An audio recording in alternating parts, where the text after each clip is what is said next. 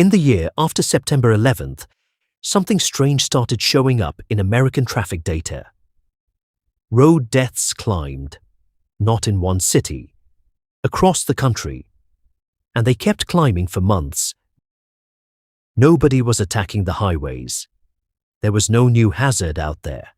Same cars, same roads, same speed limits. But by the time researchers finished counting, one of them would argue that more Americans had died on the road because of those attacks than died on all 4 of the hijacked planes combined.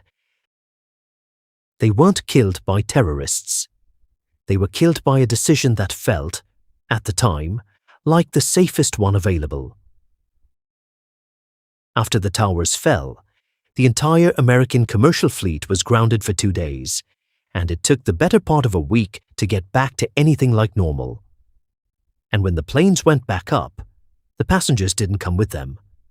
Air travel dropped roughly 20% over the final months of 2001 compared to the year before. It took about 3 years for passenger numbers to climb back to where they'd been. And you can understand why.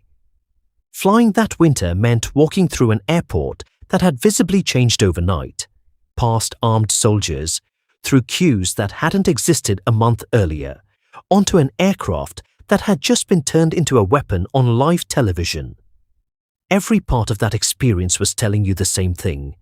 This is the dangerous part of your journey. But people still had places to be. Thanksgiving, Christmas, work, family. So they got in their cars and they drove. That's it. That's the whole mechanism. Millions of small, sensible feeling decisions. I'll just drive this time. Now, here's what makes that decision look different in hindsight. 2 researchers at the University of Michigan, Michael Sivak and Michael Flanagan, ran the numbers on exactly this trade-off. Driving the distance of a typical nonstop flight, about 700 miles, came out roughly 65 times riskier than flying it. Put it another way, the risk of taking one domestic flight on a major US airline is about the same as the risk of driving 11 miles on a rural interstate. 11 miles, not the flight. The drive to the airport was already the dangerous part. And that calculation already has September 11th inside it. Their dataset ran through 2001, deaths from the hijacked flights included. Even counting the worst day in the history of American aviation, the plane still won. That's the gap people were driving into. And a German psychologist named Gerd Gigerenzer went looking for it in the data. He took the 3 months following the attacks and compared road deaths against what you'd expect from previous years. He found an excess, around 353 additional deaths. Now hold that against another number. The passengers and crew killed on all 4 hijacked planes came to 246, 353, against 246. In 3 months, on the roads, more people died avoiding the danger than died inside it. And none of them knew they were part of it. There was no crash site, no list of names, just a slightly heavier week in the traffic statistics spread thin across a continent. Later, stretching the window to a full year, Gigerenzer put the figure at roughly 1,600. A separate team of economists, working independently, landed on at least 1,200 additional driving deaths. Different methods, same direction. And this is where it gets contested because the finding is not settled. A later reanalysis went back to the same data with a stricter method and found something awkward.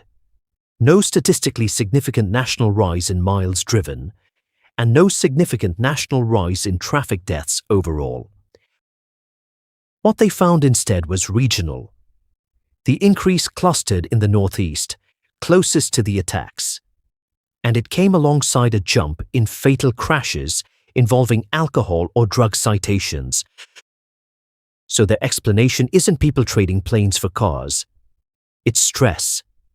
A grieving, frightened, sleep-deprived country behind the wheel, making the kind of small errors that turn survivable crashes into fatal ones. Same bodies, different cause. And if they're right, the tidy version of this story falls apart. Gigerenzer came back. 3 years later, he published a follow-up, and he went after the regional pattern directly. Because if trauma was doing the damage, then closeness to New York should be what predicts it. The nearer the grief, the worse the driving. That isn't what the numbers showed. Proximity to New York mattered, but it was the weaker signal. The stronger one was something much more boring: driving opportunity, highway miles, cars per person.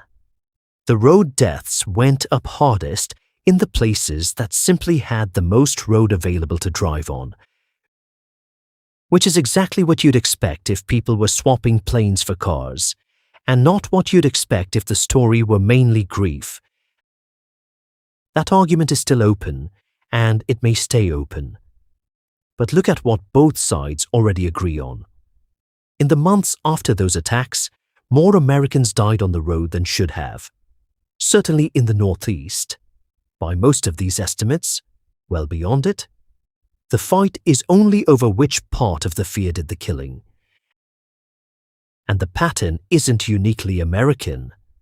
After the 2005 underground bombings in London, tube journeys fell, cycling rose, and cyclist casualties rose with it. The fear finds whatever alternative is available.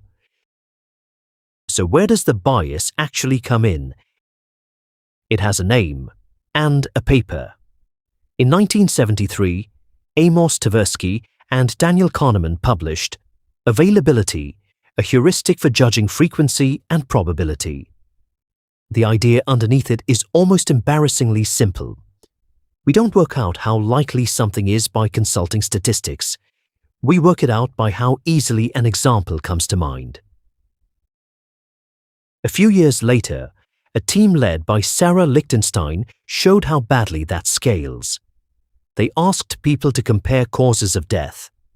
People guessed accidents killed about as many as disease. Disease kills roughly 16 times more. They guessed homicide was more common than suicide. Suicide is about twice as common. The pattern is consistent at Tsugawa. The vivid deaths, the ones with footage, get overweighted. The quiet ones get discounted into the background. And nothing in modern memory has ever been more available than September 11th. It was filmed from every angle. It replayed for weeks. Every person boarding a plane that winter had that footage sitting in the front of their mind, and no footage whatsoever of the 12-hour drive that was about to replace it. One last wrinkle, and it's a good one. Gigerenzer, whose study anchors this entire case, doesn't call this the availability heuristic. He calls it dread risk.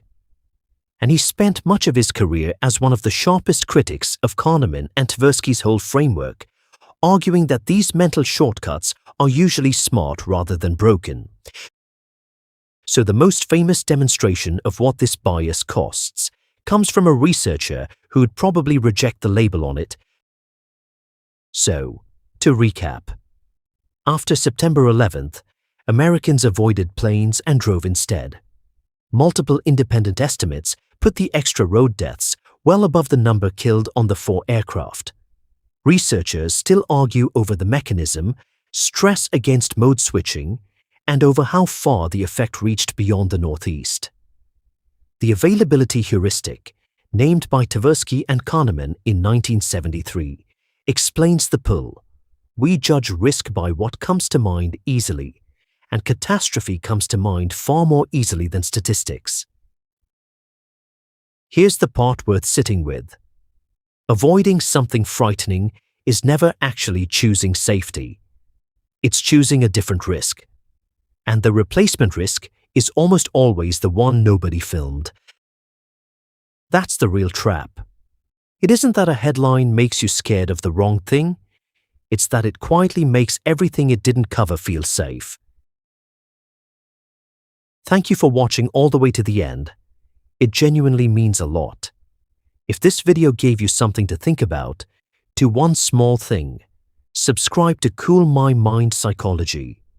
Every video here unpacks the hidden psychology behind how we think, feel, and act, and subscribing is how you'll never miss the next one. Take care of your mind, and I'll see you in the next video.